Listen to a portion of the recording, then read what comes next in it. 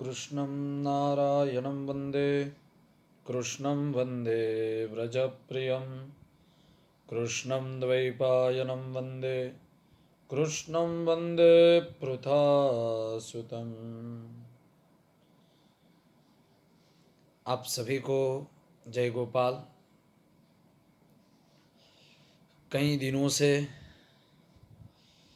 कार्यकाल में व्यस्त होने की वजह से आपसे नहीं मिल पाया। आज बहुत ही उत्तम दिवस है, एकादशी, साथ ही गीता जयंती और तुलसी दिवस के रूप में भी आज के दिन को मनाया जाता है। तो सबसे पहले तो आप सभी को गीता जयंती की ढेर सारी शुभकामनाएं। जय श्री कृष्ण, जय सिया राम। आज गीता जयंती। गीता को उपनिषद भी कहा गया है। हमने कई बार पढ़ा भी है, कई बार सुना भी है। गीतोपनिषद, गीता को उपनिषद भी कहा जाता है। और गीता महाभारत का ही एक पार्ट है और गीता महाभारत के मध्य भाग में कही गई है।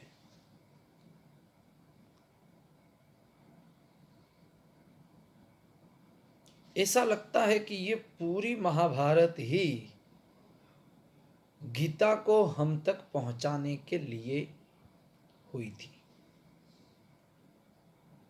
ऐसा लगता है एक दृष्टिकोण से। दूसरा, गीता महाभारत का मध्य भाग है। आप वड़ा पाव इत्यादि खाते हो तो उसमें क्या आता है? ऊपर पाव, नीचे पाव और बीच में वड़ा। तो महत्ता किसकी हुई? बीच वाले वड़े की। तो उसी तरह महाभारत रूपी वृक्ष का फल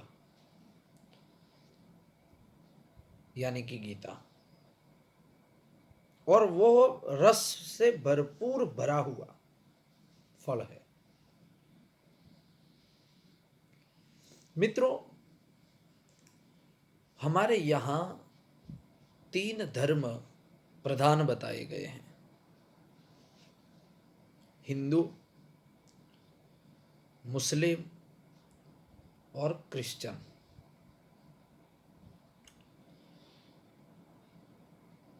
मुस्लिम का धर्म ग्रंथ है कुरान। क्रिश्चियन का धर्म ग्रंथ है बाइबल। और हिंदू का धर्म ग्रंथ है गीता। अब मुस्लिम का जो धर्म ग्रंथ है कुरान,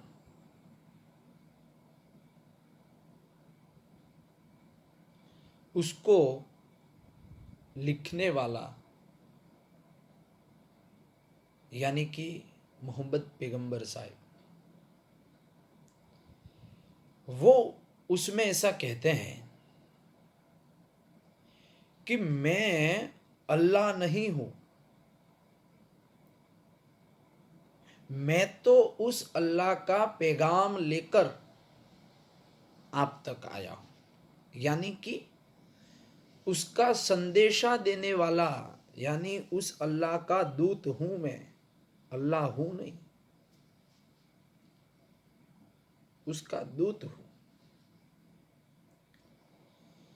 क्रिश्चियन का धर्म ग्रंथ बाइबल लिखने वाला जीसस लिखता है कि I am son of God. मैं उस भगवान का बेटा हूं, ना कि मैं स्वयं भगवान हूं। तो कुरान लिखने वाला भी कहता है कि मैं दूत हूं और पैगाम लेकर आया हूं।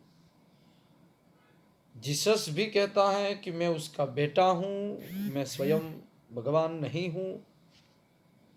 पर हिंदू का जो धर्म ग्रंथ है गीता,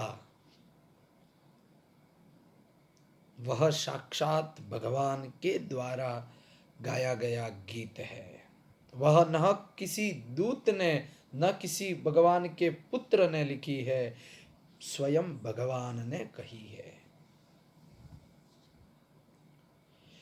गीता एक ऐसी चीज है जिसमें हमारे जीवन के सभी प्रश्नों का हल गीता में भगवान ने बता दिया है, हमारे सामने स्पष्ट कर दिया है।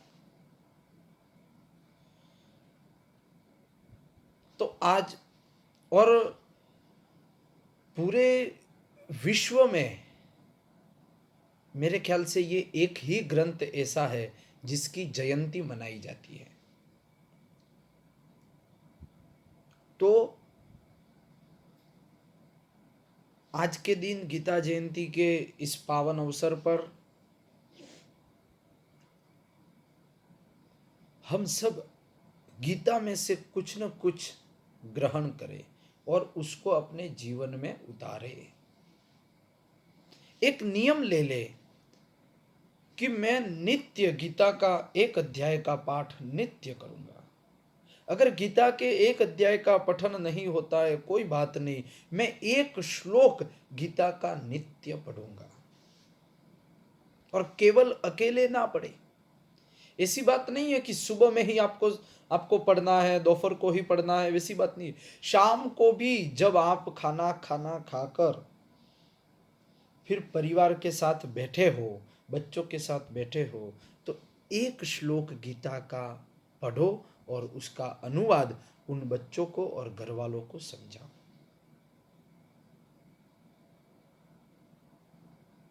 एक श्लोक पढ़ते और उसका अनुवाद करते ज्यादा से ज्यादा 10 मिनट भी नहीं लगती।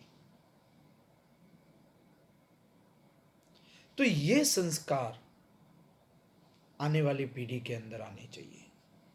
तो आज गीता जी के इस जन्म जयंती पर, प्रागट्योत्सव पर हम सब यह संकल्प ले कि नित्य परिवार के साथ बैठकर एक श्लोक और उसका अनुवाद हम निश्चित ही पठन करेंगे और उसको जीवन में उतारने का प्रयास करेंगे। तो आप सभी को एकादशी की भी शुभकामनाएं, गीता जयंती की भी शुभकामनाएं और तुलसी दिवस की भी आप सभी को ढेर सारी शुभकामनाएं। जय श्री कृष्ण, जय गोपाल।